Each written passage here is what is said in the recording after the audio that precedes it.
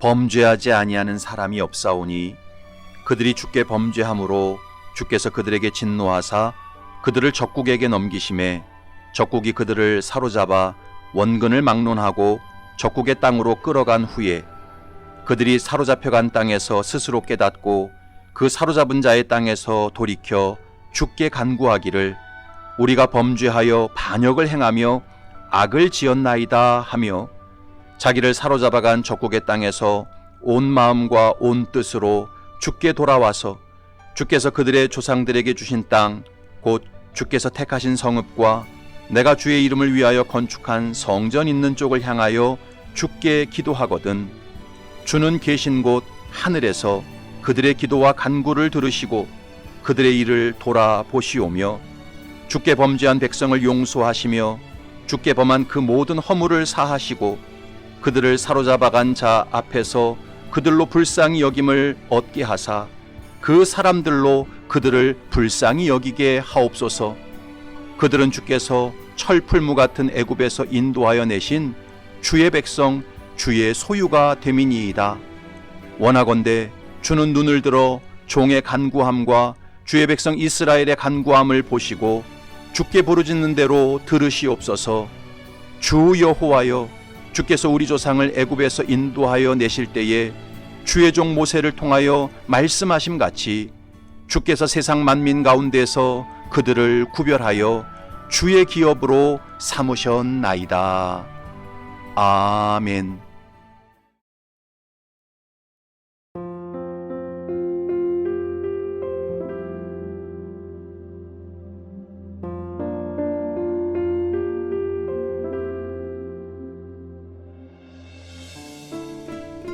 시골에 가면 야생 멧돼지 때문에 피해를 보는 경우가 참 많습니다.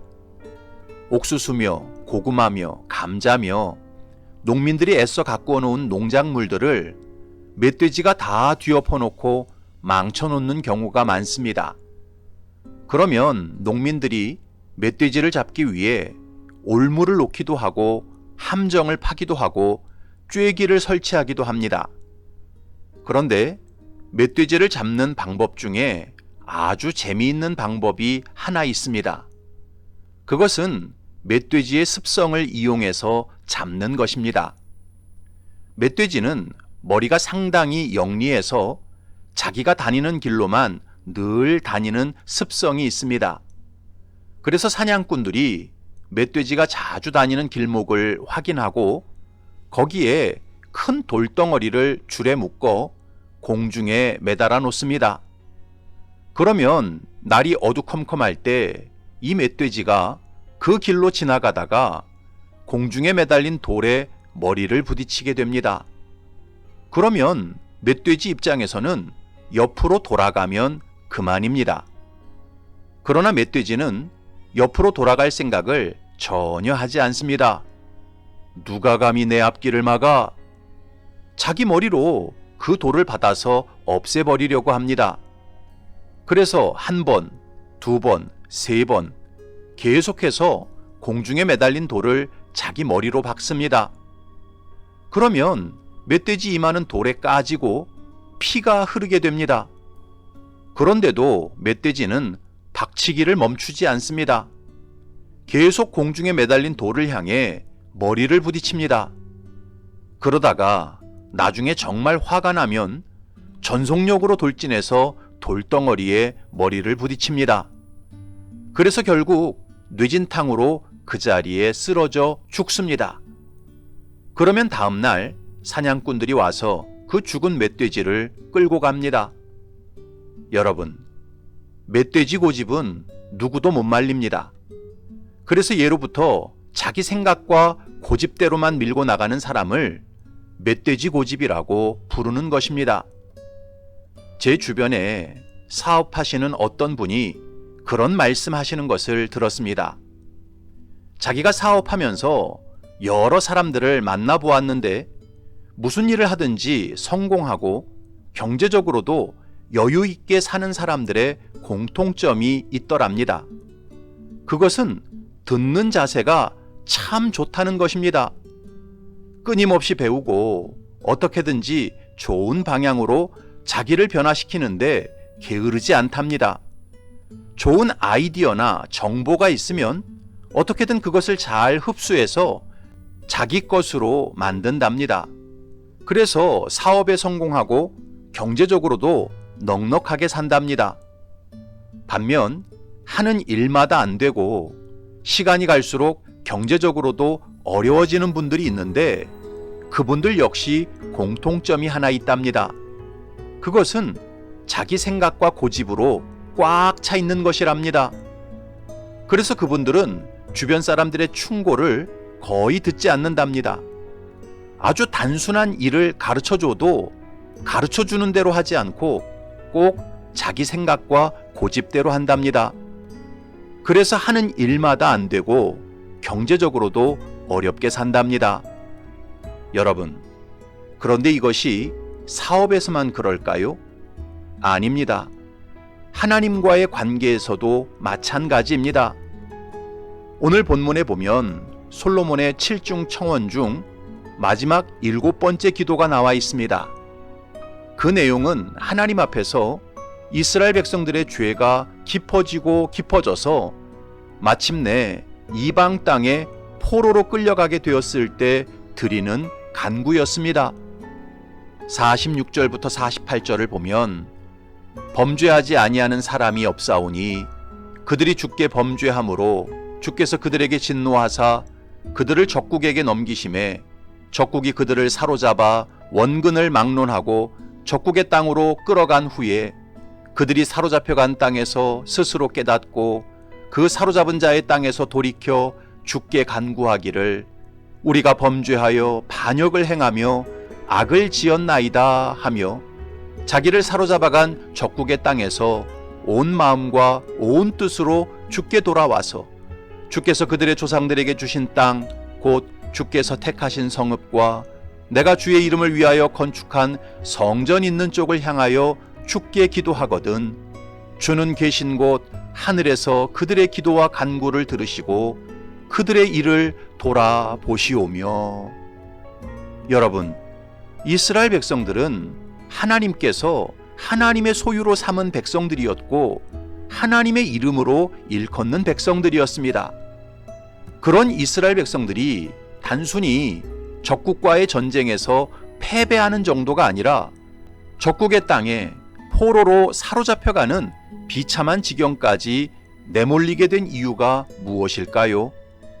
그것은 이스라엘 백성들의 죄가 돌이킬 수 없을 정도로 깊어졌기 때문입니다. 단순히 하나님 말씀에 불순종하는 수준을 넘어서 하나님께 반역하는 자리까지 나아갔기 때문입니다. 이것을 47절에서 분명히 말씀하고 있습니다. 우리가 범죄하여 반역을 행하며 악을 지었나이다 하며. 이스라엘 백성들은 하나님 앞에서 단순히 거짓말하고 도둑질하고 간음하는 수준의 죄를 저질렀던 게 아니었습니다.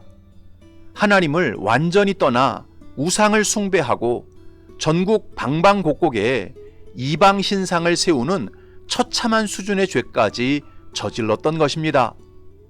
그래서 북이스라엘은 호세아 임금을 마지막으로 완전히 멸망했고 아수르 제국에 의해 이방 땅에 포로로 끌려가게 되었습니다. 열왕기하 17장을 보면 호세아 제9년에 아수르 왕이 사마리아를 점령하고 이스라엘 사람을 사로잡아 아수르로 끌어다가 고산 강가에 있는 할라와 하볼과 메대 사람의 여러 고을에 두었더라. 여러분, 이스라엘 백성들이 왜 이렇게 비참한 지경까지 떨어지게 되었습니까? 그 이유를 열왕기하 17장은 이렇게 기록하고 있습니다. 이 일은 이스라엘 자손이 자기를 애굽 땅에서 인도하여 내사 애굽의 왕 바로의 손에서 벗어나게 하신 그 하나님 여호와께 죄를 범하고 또 다른 신들을 경외하며 여호와께서 이스라엘 자손 앞에서 쫓아내신 이방 사람의 규례와 이스라엘 여러 왕이 세운 율례를 행하였음이라. 이스라엘의 자손이 점차로 불의를 행하여 그 하나님 여호와를 배역하여 모든 성읍의 망대로부터 견고한 성에 이르도록 산당을 세우고 모든 산 위에와 모든 푸른 나무 아래에 목상과 아세라상을 세우고 또 여호와께서 그들 앞에서 물리치신 이방 사람 같이 그곳 모든 산당에서 분향하며 또 악을 행하여 여호와를 경노하게 하였으며 또 우상을 섬겼으니 이는 여호와께서 그들에게 행하지 말라고 말씀하신 일이라. 이스라엘 백성들은 여호와 하나님의 은혜를 완전히 배반하고 하나님께 반역을 행했습니다. 하나님의 율법을 버리고 온갖 우상을 숭배하고 그 가증한 우상을 전국 방방곡곡에 세웠습니다. 그렇다면 이스라엘의 죄가 이렇게 손쓸 수 없는 지경까지 깊어진 이유가 무엇입니까? 그것은 자기들의 생각과 고집을 절대 버리지 않고 하나님께서 보내신 선지자들의 경고를 완전히 무시했기 때문입니다.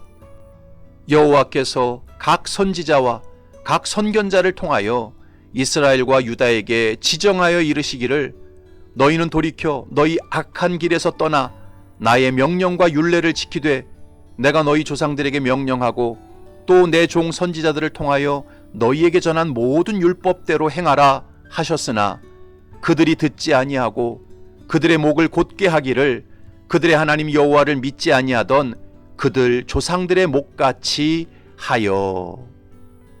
여러분, 사람의 인생이 왜 비참하게 무너지고 온갖 죄와 다양한 중독에 빠지게 되는지 아십니까?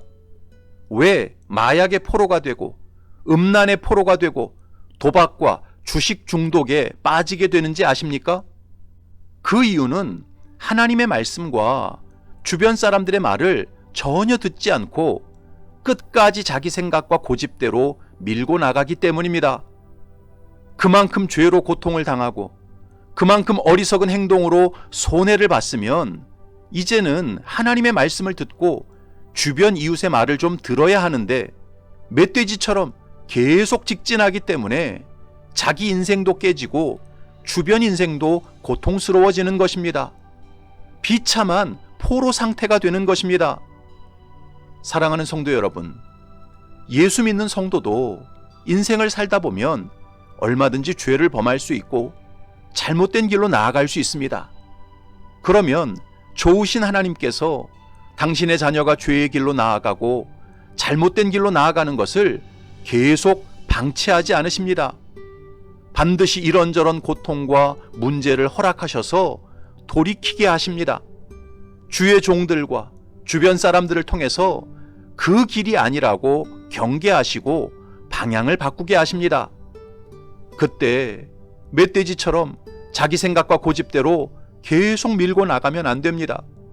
겸손한 마음으로 빨리 회개하고 누가 봐도 옳고 바른 길로 돌이켜야 합니다.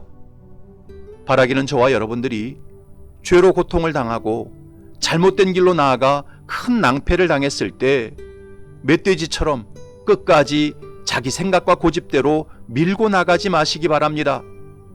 도리어 탕자처럼 하나님을 생각하고 자기 죄와 잘못을 깨닫고 돌이키시기 바랍니다. 하나님께서 보이신 생명의 길로 누가 봐도 옳고 바른 길로 돌이키시기 바랍니다. 그래서 죄의 포로가 되지 않고 온갖 중독에서 벗어나는 지혜로운 하나님의 자녀가 되시기를 주님의 이름으로 축원합니다. 아멘.